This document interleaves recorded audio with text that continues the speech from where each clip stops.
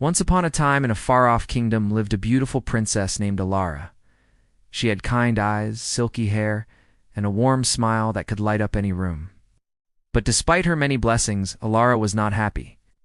Every day she would stare at her reflection in the lake and sigh. "I wish I were prettier," she would say. "All the other princesses look so much better than me."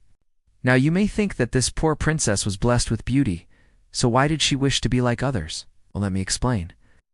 In another kingdom, not too far from Alaris, lived another beautiful princess named Amara.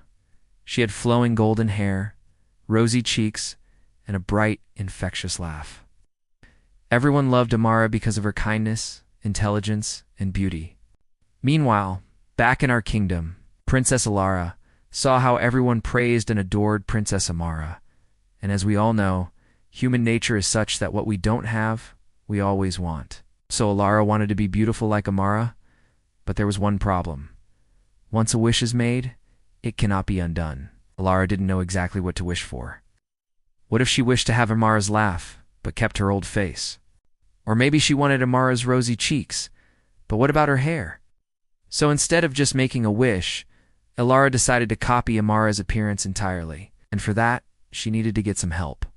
First, she went to the best tailor in the kingdom to make her a dress like the one Amara wore. Then she went to a hairdresser to make her a golden wig, just like Amara's. And finally, she visited the royal makeup artist who taught her how to apply makeup like Princess Amara. After hours of getting ready, Alara looked at her reflection and smiled.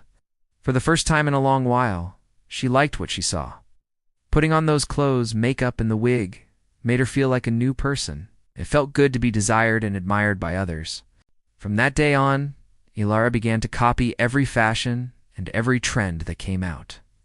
She would buy every new style of dress and accessory the moment they hit the stores. Soon, her wardrobe became the biggest in the kingdom, containing every style imaginable. And it wasn't just clothes.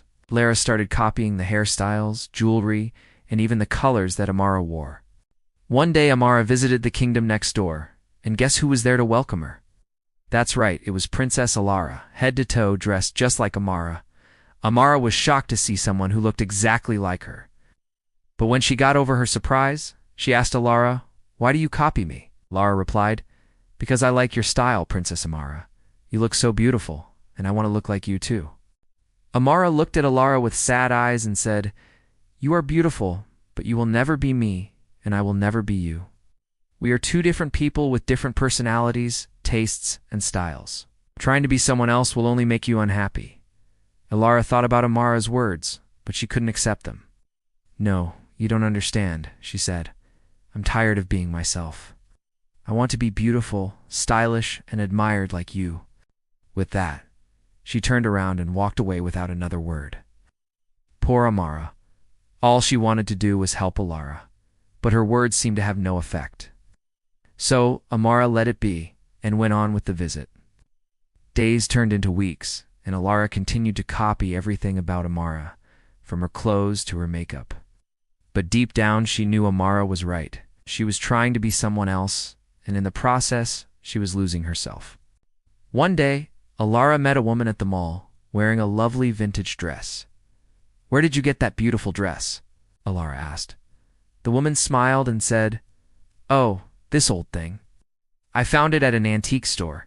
Intrigued, Alara went to the same antique store, but she couldn't find a dress like the one she had seen.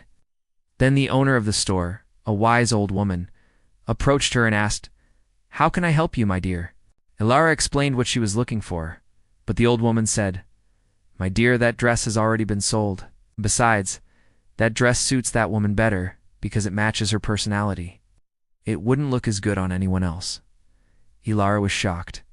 How did the old woman know she was trying to copy Amara? Was it so obvious? But then the old woman continued, "Trying to be someone else is like putting on a mask. Sure, you can hide behind it, but it doesn't change who you are. And sooner or later you'll forget who you really are." Alara was deeply touched by the old woman's words. She realized that she had been living a life that wasn't truly hers. She had been trying so hard to be like Amara that she had forgotten about her own dreams, hobbies, and interests. Finally, she took off the wig, makeup, and fancy clothes and looked at her reflection in the mirror. When she saw her own face staring back at her, she felt a sense of relief wash over her.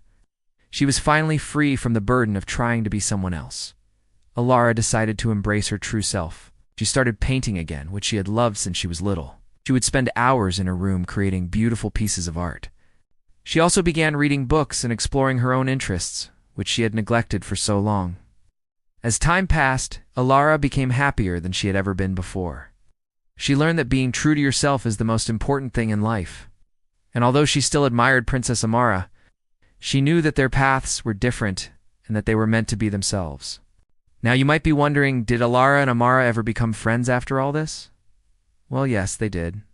One day, Amara visited Alara's kingdom, and the two princesses met up. At first, they were both nervous, but as they started talking, they realized that they had a lot in common. They talked for hours about their dreams, fears, and ambitions. They both agreed that they were happier being themselves. After that day, they became the best of friends. And even though their appearances were very different, they knew that their bond was unbreakable. So remember, no matter how much you admire someone else, it's important to stay true to yourself. Copying someone else's style or personality may seem fun at first, but in the end, it'll only make you unhappy. Instead, focus on discovering your own unique style and embracing what makes you special. Who knows? You may just become the trendsetter yourself. Now, before we wrap up today's story, I need your help. Please share your thoughts about the story in the comments below.